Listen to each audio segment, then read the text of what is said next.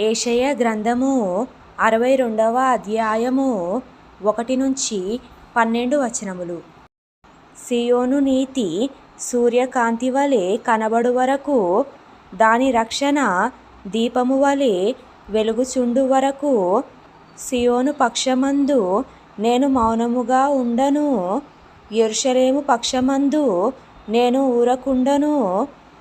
జనములు నీ నీతిని కనుగొనును, రాజులందరూ నీ మహిమను చూచెదరు. యెహోవా నియమింపబోవు క్రొత్త పేరు నీకు పెట్టబడును.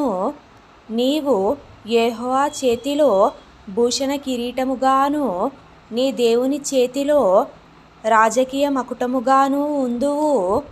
విడువబడిన దానివని ఇక మీదట నీవనబడవు, పాడైనదని ఇకను నీ దేశమును గూర్చి చెప్పబడదు.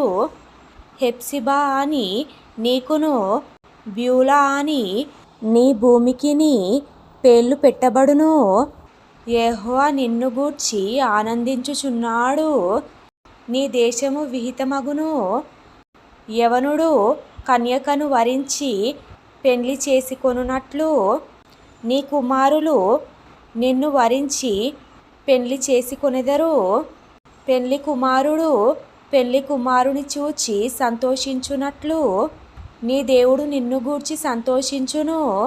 యెరూషలేమా, నీ ప్రాకారముల మీద నేను కావలి వారిని ఉంచి ఉన్నాను.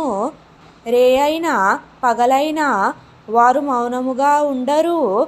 యెహోవా జ్ఞాపకకర్తలారా, విశ్రమింపకుడి.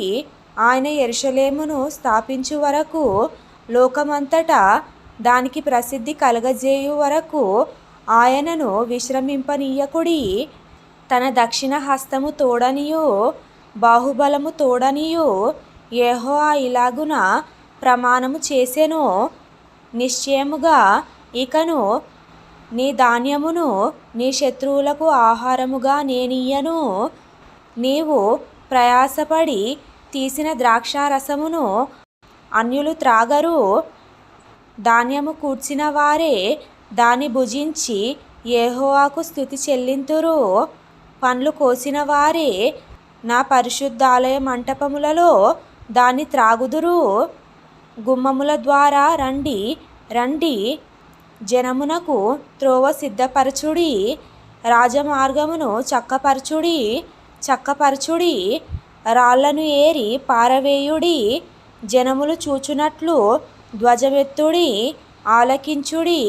భూదిగంతముల వరకు యెహోవా సమాచారం ప్రకటింపజేసి ఉన్నాడు. ఇదిగో, రక్షణ నీ యొద్దకు వచ్చుచున్నది. ఇదిగో, ఆయన ఇచ్చు బహుమానము ఆయన యొద్దనే యున్నది. ఆయన ఇచ్చు జీతము ఆయన తీసుకొని వచ్చుచున్నాడని సీయోను కుమార్తెకు తెలియజేయుడి. పరిశుద్ధ ప్రజలనియు యెహోవా విమోచించిన వారనియు వారికి పేరు పెట్టబడును.